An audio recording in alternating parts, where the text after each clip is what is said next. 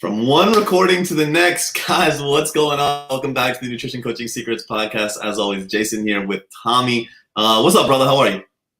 What's going on? I was getting kind of stressed out there towards the end. If you guys don't know, it's kind of a buzzer beater recording because what happens when we do these live streams? So if you're listening on the podcast audio afterwards, we record these live. So number one, getting the Nutrition Coaching Secrets group to tune in live. But when we do that, if you go live 10 minutes after the scheduled time, it removes it from Facebook and it doesn't work. So we were trying to fight against the clock there, but luckily we just made it.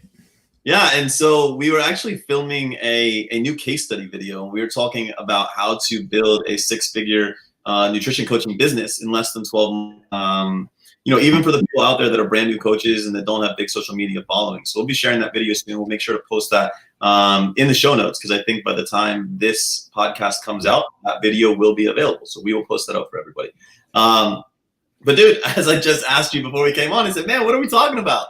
And Tommy, what are we talking about tonight, brother?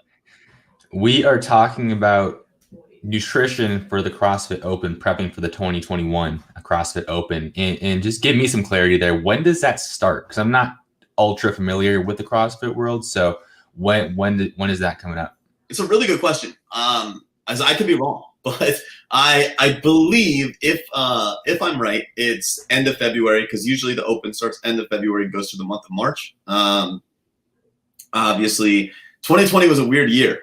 If I recall correctly, the Open for 2020 was actually at the end of 2019. And they actually just had the games in October or maybe early November of 2020. So it's been a whole year of competition for these athletes. But that being said, it would CrossFit fashion. Well, it would be mistaken of us if we didn't acknowledge some of the most impressive performances ever in the CrossFit Games. Matt Frazier, Tia Toomey, hats off to both of them. Congratulations. You are clearly the fittest human beings on earth. You didn't just win, you destroyed the CrossFit Games. I think they were just going back and forth for who was going to win the most events. And honestly, a lot of people hated on it. I loved it. They did the last workout together, same cadence. They ran the runs together. And dude, did you see what that workout was? Because that was borderline absurd. And I'm wondering how many people out there are going to try. Did you see what it was? I did not. What was it? It was all weighted in a vest. It was like Murph style. And it was run a mile. It was 100 handstand push-ups, 200 pistols, 300 pull-ups, run another mile. And like I've done Murph several times. I've never, but I can tell you that 100 pull-ups and 300 air squats sucks. Okay. I don't want to know what 300 pull-ups consecutively in a workout is like. Cause in Murph, I'm breaking them up in like 5s and 10s. It's really bad. So I don't even want to know what 300 is like at the end of that. But again, hats off to them. They are truly phenomenal. They're very fit individuals. And whether you love CrossFit, whether you hate it, you got to have a lot of respect for the show that they put on. It was very impressive. And listen, my hat's off to CrossFit corporate. They took a really shitty time in our world and they put together a product for their community that I think was exceptionally done. I thought the coverage was fantastic. I thought the workouts were very well programmed. I thought the whole thing was very well done. So my hat is off to the new guard of CrossFit. My excitement level is at a very high level to see what is going to come of CrossFit in the coming years. I still believe they're near a peak. I'm not going to change my stance on that, but I do have some encouragement to see what this new guard is going to do. So when we look at CrossFit, when we look at the Open, we start discussing February 2021. And well, on that also, we're in November now. So like, why are we talking about this if it's in February? Because I think that's an important thing to bring up. Like, why are we talking about this so quote unquote early versus talking about this beginning of February, late January? So it's a great question. And it comes back with the need, not just the desire, but the need to periodize. When I was nutrition coaching, when I was doing lots of it, I had clients that would reach out to me 2 and 3 weeks before the Open. And I was notorious for telling people I would not work with them. Because if you come to me at that moment and you have not in any way obeyed any sort of periodized model, I won't work with you. And that's because I know that we have two different goals. most people, they come to me and they don't understand what they're getting into is really the most intense time of the year. They don't comprehend that the CrossFit Open, when you do CrossFit, you're on training by their definition, high intensity, right? It's one of the most intense training modalities in Western culture. But when you do the Open, you're emptying the tank. And whether you're competitive or not, you're emptying the tank multiple times per year or per week. If you and I, we went to the CrossFit gym today and we did the workout together, we'd go hard, but wouldn't push ourselves to like vomit hard, or like we wouldn't go to that extreme level. But in the Open, when it matters, when it's a competition, when there's points on the line, when you have people around you cheering you on, yelling at you, you find that extra gear. And we know from just simple principles of stress and adaptation that that's an abundance of stress. And if you're coming into this time of year and you haven't recovered from, let's say, last year's stress, or the holiday stress, or the election stress, or the pandemic stress, or whatever else is going on in Western culture, because we know the lives of those living in this culture are extremely stressed, you are not in a position to be able to do anything other than perform and recover. And that's what's misunderstood, because clients that work with nutrition coaches in the CrossFit setting, very rarely, and there's some exception, but very rarely do they understand the triangle of awareness. And what I mean by that is they claim that they are better, but then the minute that the scale goes up by 1 or 2 pounds, they lose their shit. And so it'd be like somebody coming to you and saying, hey, Tommy, I want to clean and jerk 350 pounds and I want to get my Fran time under 2 minutes. And you're like, okay, cool. And so you do that for them. And then they come to you the next day and they're like, Tommy, I fucking hate you. And you're like, well, what do you mean? And they're like, dude, the scale went up 3 pounds this morning. And you're like, well, yeah, you told me you wanted to clean and jerk 350 pounds and have a sub 2 Fran. You didn't tell me you wanted the fucking scale not to go up. And people don't comprehend. Those are two very different sets of goals. So the reason we start to talk about the Open now instead of in February is the real preparation begins now. At this point, you should be transitioning from off-season to preseason. You should be wrapping up your off-season protocols, because if you've been doing it right, you haven't been doing a lot of CrossFit. And that's mind-blowing to a lot of people. But if we apply this to any other sport in the world, if we talk about the NFL, okay, and let's talk about shout out to our boy Josh Cuthbert, right, trainer to Mr. George Kittle. Let's talk about his client. Let's talk about George. In the offseason, George isn't playing a lot of football. Whenever I talk to Josh and he's telling me about their times in Nashville, he's telling me about what's happening in the weight room. He's not telling me what's happening in the football field. Okay, so he hadn't been playing the game. So what do they have in football? They have a preseason, right? They go out and they play games. They actually do more game-specific activity. That's why they have camp. That's why they have preseason games before they get into the game. Well, CrossFit's no different, okay? At this point, whatever weaknesses you have, whether you're not strong enough, whether your aerobic capacity sucks, whether your gymnastics sucks, whether you need to work on your relative body strength, the weaknesses you have, that's what you should have been focusing on filling in. All right. And those don't happen in the sport itself. Those are independent of the sport if you really want to maximally achieve those gains. All right. So right now, the transition from off season to preseason is beginning. So when you're talking about Open prep, you have to understand that as we transition to preseason, as we start to introduce elements of the sport, we're introducing more stress that we cannot account for. And nutrition coaches and clients alike miss this. Off season is the only time of year where we have full control over the stress report. We get to decide the volume and the intensity at which we train.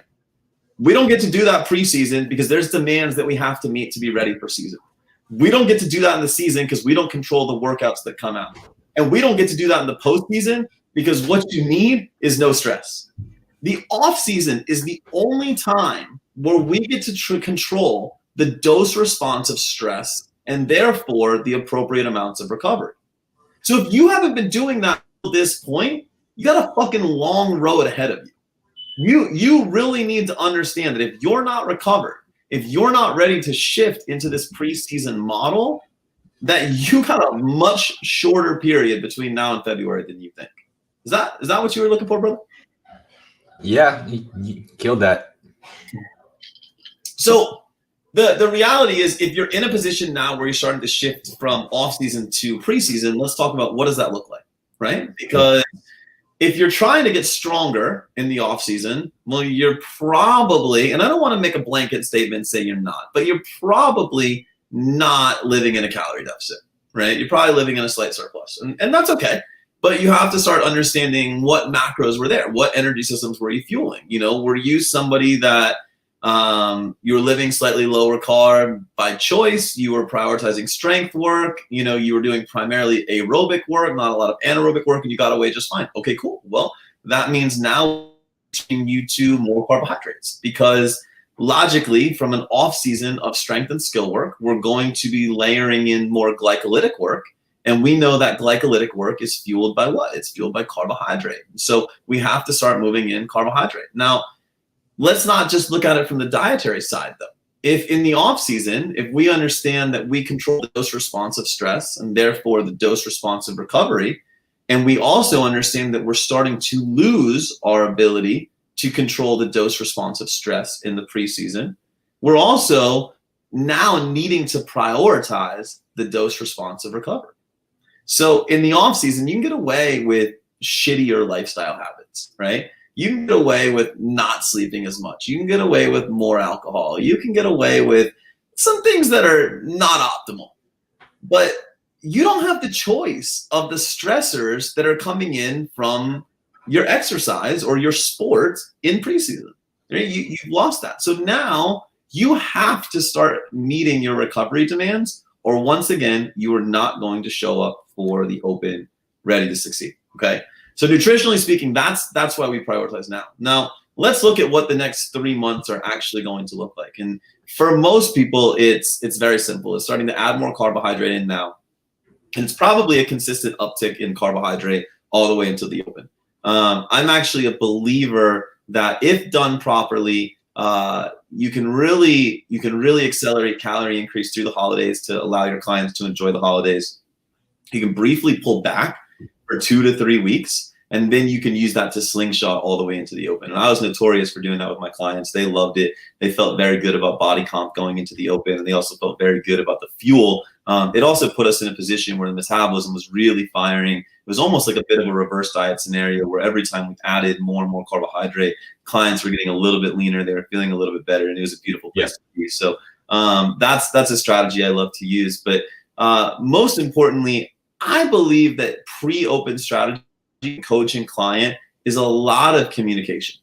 And I go back to my example earlier of, your fictitious client that wanted to clean and jerk 350 and go sub 2 Fran. And not having the expectation said that if, that they didn't want to gain weight. Well, I'm going to have everybody consider the open as a period of weight gain. You are stressing the hell out of your body. With stress comes inflammation. So you're not going to gain a lot of body fat, but you are going to gain scale weight relative to inflammation. Just get ready for it. Here's the other thing. If the scale goes up, you don't get to go into a calorie deficit. You don't get to go to extreme levels of stress and not recover appropriately. That's not acceptable from a coaching perspective. Now, if you want to do it on your own, more power to you. I'm not going to be part of that process. So the conversations now between coach and client are massively important. And I think this is so overlooked. If out there is coaching a CrossFitter and you're not discussing what's going to be happening in Q1 of next year, you are selling your client short. Absolutely, over and over. Now, you're also selling your business short because you're not pre-framing them ahead of what's to come. And let me tell you, it's a great way to build retention in your business, all right? Neither of which are things that you should be doing. Please make sure that you're doing both of those things if you are, and you want to call yourself a very good coach, all right? So when we understand the fuel requirements and we start to understand the mental requirements, now we can jump into the actual season that is the open. And this is where, man, if I had $1 for everyone that asked me my advice on the nutrition, on the CrossFit Open for nutrition, dude, I'd be super rich. So the reality is this. There's no set strategy. As much as I would love to come on here and give a blanket strategy, there's just not. We've seen crazy workouts every year, and that's this is where great coaches are tested. And I think that's what I've always loved about the Open. I think for so long, it's why I did the Open preps every single week, is because I knew that I was a great coach. I knew that I had the ability to rapidly process information and give appropriate answers and resolutions, not just pre-canned bullshit. And I'm gonna challenge all the coaches out there. Are you prepared to do that? Are you prepared when the workout comes out on Thursday night, all of a sudden it's a 20-minute AMRAP with a 5-minute rest and then a max lift? Do you know how to fuel that? Do you know how to control the nervous system? Do you know how to set that up for repeat attempts? Do you know how to connect with your client about recovery? Do you understand what real recovery looks like? Do you understand the accumulation of fatigue over the course of 5 weeks? Do you have recovery debts? All of these things become massively critical. All right. So here's the principles that I live by. In week 1, you're the most fresh because, again, you've had the most control. All right. You shouldn't have emptied the tank at any point in your training up until this, maybe 1 or 2 times, just to really kind of get used to that lactate type experience. Frequently be emptying the tank. You're going to be relatively fresh. So week 1, I'm not giving any additional fuel going into the first workout. I hear people all the time, oh my God, it's going to be so hard. I'm going to carb load. Do you carb load for the hard workouts in your CrossFit gym? No, you don't. Like, why are you doing some asinine bullshit? Like, just because it's a CrossFit Open workout, like, don't fucking be dumb. Just stick to your guns, go in. The biggest key, I think, at this time is use really similar foods that you've been using in your diet for weeks, months, and maybe even years. Now's not the time where I remember, 3-4 years ago, like beet juice got like really popular and everyone's asking like, oh, should I take beet juice? And I'm like, well, have you taken it before? No. Well, why would you try it in perhaps the most important workout of the year? Like, maybe you try it in training. He's like, sure, I'm all about it, right? And I remember one year sodium bicarb was a big thing. Should I try sodium bicarb? And I was like, have you tried it? And they're like, no, I haven't. Okay, well, do you want to? That one especially can go real wrong. Yeah, I was like, do you want to risk shitting your pants while deadlifting in a workout? Because that might happen. And nobody really wanted that risk. So the reality is you have to have tried these things. And this sounds like common sense, but this is the absolute truth, right? And these are the questions inevitably as coaches that you're going to get when the Open starts, okay? So once you understand that you're going to stick with similar foods, once you understand the first week is nothing magical, you do have to understand that recovery is paramount. So in week 1, I do start to accelerate the recovery. So sometimes it'll be more carbohydrate, sometimes it'll be more sleep, sometimes it'll be a recovery specific workout. I really start working on recovery, but oftentimes the nutritional strategy around week 1 is very similar to what a normal nutritional strategy would be. Now, depending on what the workout was in week 1, depending on the nervous system effect and depending on the recovery of my clients, and then depending on the energy system and the perceived CNS effect in week 2, that's when things start to get different, all right? If week 1 was heavily intensive on the CNS and week 2 is going to be longer in duration, I'm fueling you a little more. If week 1 was not heavily intensive on the CNS and it was longer in duration, I'm expecting that you've recovered just fine. I'm not fueling you anymore, but I'm really enhancing the recovery. So this is where post-workout carbohydrates sometimes double. This is where carbohydrate intake the next day doubles. Then I have to start asking you, are you going to repeat this workout? What do we need for this workout? Is this a relative body strength workout? So if I need to recover you really hard, but I can't fuck with your relative body strength, well, that's quite difficult because I can't just overfeed you carbohydrates, because if you show up 2, 3, 4 pounds heavier, all of a sudden that changes the way you feel on the pull-up bar, or that changes the way you feel doing handstand push-ups. And that's not okay. So this is where the intricacies really start to play in, but the factors that coaches need to consider are very simple, okay? 1, how much fuel do you need? 2, how much recovery do you need physically?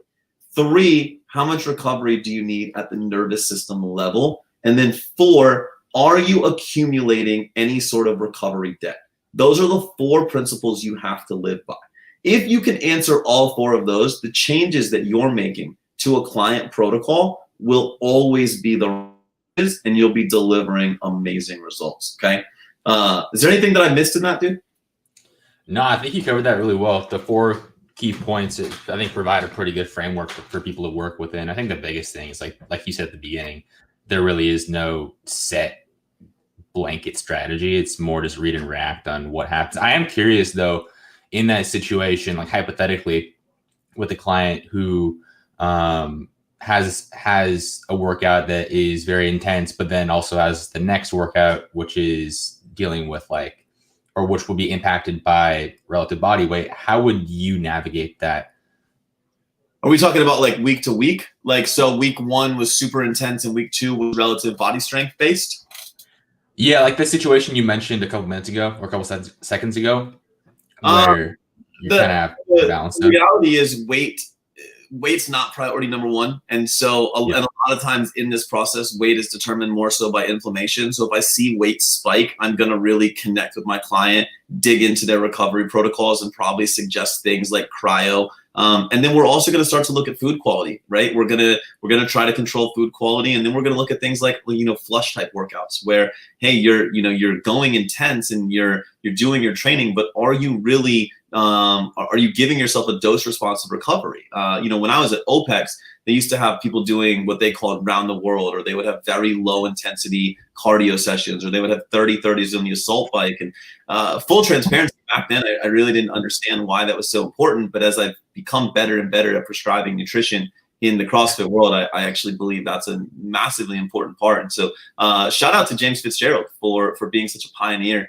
in that space and for delivering such great protocols. But really, man, that's how I would dig into it. Listen, if it's a big concern, we'll drop calories in the middle of the week. We'll pull calories down Tuesday, Wednesday, slingshot them forward on Thursday, and usually that's enough to control it. But very rarely, I can think of maybe 2 examples in all the clients I've ever worked with, has that been a massive concern.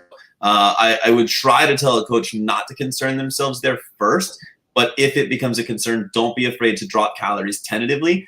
Also, remember, you're dealing with emotional creatures, okay? We're not just dealing with physiological bodies. So if you're dealing with an emotional creature and placebo effect says that if they reduce on a Wednesday and it's not going to be detrimental to them, sometimes you got to give in, because you're not always dealing with science. Sometimes you're dealing with emotion. And I think that needs to be discussed. I don't think that's discussed enough in the nutrition coaching side of things. So now one more point that I wanted to bring up is when you get to the end of the open, your work is not done. And I think this is often misunderstood. When you get to the end of the open, you're looking at what? The end of March, right? And what is everybody thinking at that point? Spring break, summer, bikini body. Well, that's not the case. You don't get to go from the most intense time emptying the tank repeatedly and then undertake a calorie deficit. Instead, you need to obey the law. You need to go into a postseason. You need to get yourself back to a homeostatic balance. And so to every coach listening to this, if you allow your clients to exit the open and immediately undertake a cut, you are doing them a disservice. You are doing their future results a disservice, and you're doing your business a disservice. Make sure that your clients recover after the open. Make sure they undergo a brief postseason. Make sure you're returning them, their hormones, everything physiologically back to a homeostatic balance so that they can cut for the summer. They can look the way they want to look, feel the way they want to feel, and live the life on their terms. So I did want to point that out because I think that's very misunderstood in the nutritional world when it comes to program. I don't see it. For sure. I think we can even do a full episode on that later when we get to that point or closer to that point, and dive into what that will look like in a little bit more depth. I know we're running short on time here, but I think that would be a good idea. Yeah, I think when the open comes around, maybe we could bring the open prep series back out. Maybe every Thursday night. That just came to my mind. I was going to ask you about that after we get off air. If we could just make that a series and just have a bonus podcast episode over the course of those 4 weeks, so just more content for you guys. I tell you what, let's leave it to everybody that listens to the podcast. So if you want us to bring the open prep back, I'm more than willing to do so. It's been a couple of years, but it's always exciting to do. So if you guys are watching us live right now in Nutrition Coaching Secrets, just comment down below. Let us know. If you're listening to us on the podcast, there should be a link in the show. Join the group. Just leave us a comment in the group or always reach out to me. DM me, send me a message, send us an email, whatever it is. But if you want to see us bring the nutrition open prep back, we will do so. You just got to let us know, and we are always happy to oblige. So, dude, this is always a great topic. It's always one that produces lots of great conversation, and it's one that I hope people take to heart because a lot of knowledge in what we shared tonight. It's not easy. It's not direct. It's not templated, but it is a lot of knowledge that people need to really become successful. So, guys, I hope everybody enjoyed. As always, I am going to leave you with one simple thought. And that, my friends, is go out and choose impact over everything.